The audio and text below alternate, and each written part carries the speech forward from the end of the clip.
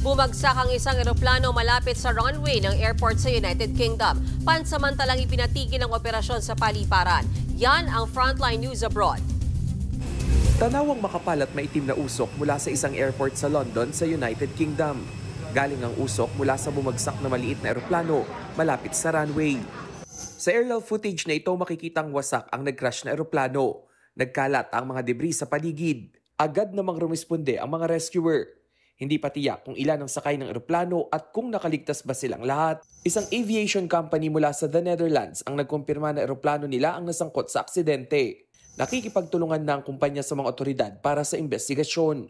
Base sa flight details ng eroplano, papunta na sana ito sa the Netherlands bago bumagsak.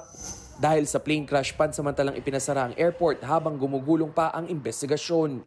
Nagbabalita mula sa Frontline, Rainiel Pawid, News 5. Mga kapatid, Mean Los Baños po, huwag magpahuli sa mga balita at impormasyong dapat ninyong malaman.